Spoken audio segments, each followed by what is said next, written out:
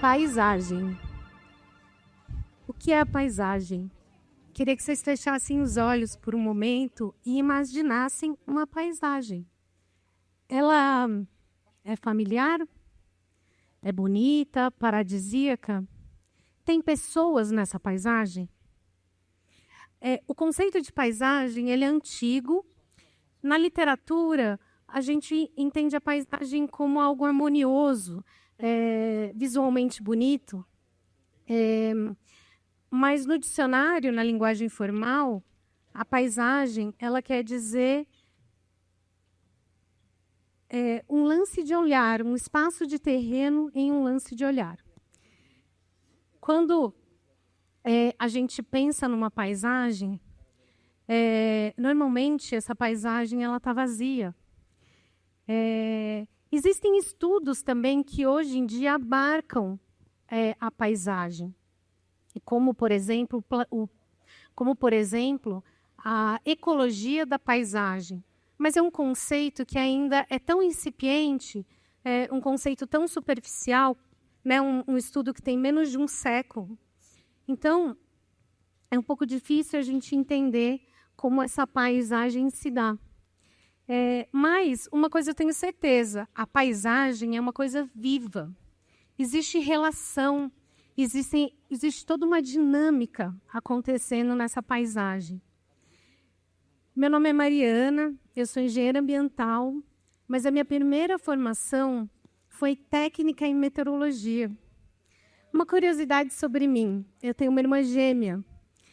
E se não fosse por ela, a Carol, provavelmente eu teria uma profissão um pouco mais formal. Eu era uma menina normal, gostava de bonecas e de brincadeiras de escritório. A Carol não, ela gostava de Indiana Jones, queria ser arqueóloga. E depois ela achou que talvez fosse interessante a gente virar caçadora de tornados, uma dupla, né? Ainda bem que a gente não tem tornados aqui, ainda, ela diria. Mas, muito jovem, eu aprendi que a paisagem, a gente precisa observar, a gente precisa parar e analisar. E nessa infância, junto com a Carol, ela me deu autenticidade para a gente pensar nessa paisagem juntas. Ainda muito jovem, nessa minha primeira formação em técnica e meteorologia, eu aprendi a observar, que é uma coisa que a gente não faz rotineiramente, né? Eu tinha até uma matéria que era necessária observação. Então, eu tinha que parar, observar o céu, as nuvens, a dinâmica da atmosfera, imagens de satélite, que naquela época eram raríssimas. Hoje em dia, a gente pega o celular e está ali num clique, a gente vê toda a dinâmica atmosférica global, acompanha o ciclone. Mas naquela época não era tão simples assim. E com toda essa observação, foi difícil, quando fui para a formação acadêmica, eu consegui, porque virou um hábito observar, né? Não era só observar o céu, depois eu passei a observar tudo. E você começa a analisar todas as relações, todas as pessoas. E quando fui para a formação acadêmica, era difícil eu entender aonde que eu ia me encaixar profissionalmente. E foi que em 2010 eu conheci um pessoal assim muito ousado. Eles queriam conectar a Serra do Mar com a Serra da Mantiqueira, fazendo conexão de florestas ao longo do Paraíba do Sul. E foi quando eu conheci o corredor, a Associação Corredor Ecológico do Vale do Paraíba, uma organização do terceiro setor, que queria entender toda essa questão metodológica do Vale do Paraíba e como a gente ia analisar essa paisagem através de análises de mapas. E eu me encantei com tudo aquilo. O Vale do Paraíba,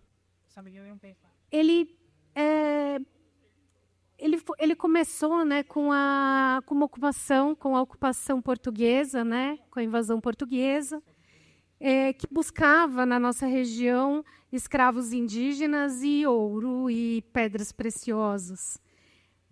Um rio difícil de navegar. Batizou esse vale, um rio super importante para os povos originários. O Vale do Paraíba, ele tem todo esse início no final do século XVI, mas ele passa por muitas transições de paisagem.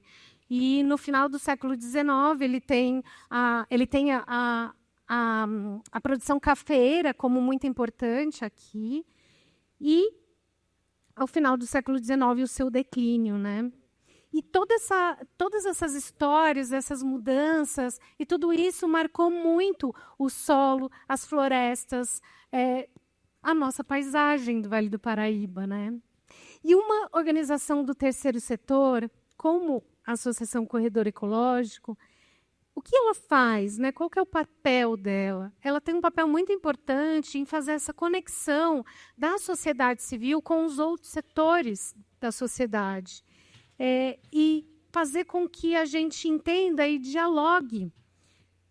Uma organização do terceiro setor ambiental, ela tem um papel muito importante de fazer com que a gente entenda quais são as necessidades daquele ambiente e como que a gente pode criar políticas públicas e consolidar essas políticas, ter a manutenção dessas políticas públicas que incentivem a própria natureza a existir, a se desenvolver e o serviço que ela presta para a gente, que normalmente a gente chama de serviços ecossistêmicos, né?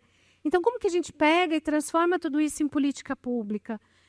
Uma organização do terceiro setor faz isso, e a Associação Corredor Ecológico, que está aqui no Vale do Paraíba, faz isso. A gente está vivendo um momento de uma emergência climática, e é interessante estar aqui hoje, bem quando está acontecendo uma COP, né, a COP30 na Amazônia. E é muito incrível poder passar tudo isso para vocês. Uma organização como a Corredor Ecológico, que tem uma equipe incrível, com profissionais muito especializados, nós somos em 10 pessoas. A gente precisa, é muito desafiador o trabalho que a gente faz. No início, quando eu conheci, há 16 anos atrás, eu estou há 15 no Corredor Ecológico, parecia algo simples, né? Era fazer um planejamento da restauração florestal no Vale do Paraíba. Mas, ao longo do tempo, isso foi ficando um pouco diferente.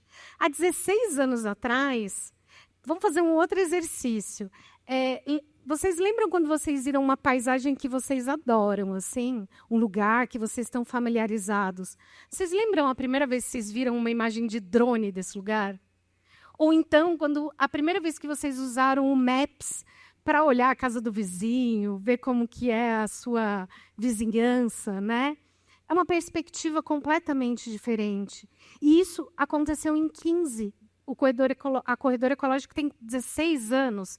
Então, isso aconteceu num período de tempo muito curto e de uma forma muito rápida. Então, os desafios eles aumentaram muito. Então, aquilo que já era um grande desafio, fazer conexões florestais no Vale do Paraíba, passou para uma dimensão muito maior. Porque com todas essas tecnologias que estão na palma da nossa mão, elas fazem com que a gente enxergue e se conecte com essa realidade ambiental que a gente vive. E a duras penas, né? Porque o que a gente tem feito na nossa paisagem realmente está dificultando o trabalho. E a gente tem sofrido muito, porque as mudanças que temos feito, elas têm provocado situações de vulnerabilidade social, de emergências climáticas e, por exemplo, uma pandemia que a gente passou, né? Então, é muito importante que a gente apoie organizações como o Corredor Ecológico e a gente entenda, porque ao longo desse caminho também, eu não quero vir aqui ser uma cavaleira do apocalipse, como a gente chama as pessoas que falam sobre as mudanças climáticas, mas eu quero vir trazer uma coisa que ao longo desse tempo eu também aprendi, que a conexão florestal ela é super importante, a conexão da biodiversidade é super importante, mas a conexão mais importante é a conexão das pessoas. E a gente precisa fazer essa conexão, a gente precisa fazer com que a conexão florestal e da biodiversidade ela seja através da conexão de pessoas ligadas a uma paisagem, a uma conexão de consciência humana ligada à paisagem. E é muito importante a gente experimentar, estar numa organização do terceiro setor. É muito desafiador, gente. É cada dia assim, uma loucura. Eu brinco que quase todos os dias com a nossa equipe, que é como se a gente estivesse trocando a roda do carro andando, né? Aquela velha. E realmente, nesse momento de emergência climática, é isso que a gente vem fazendo.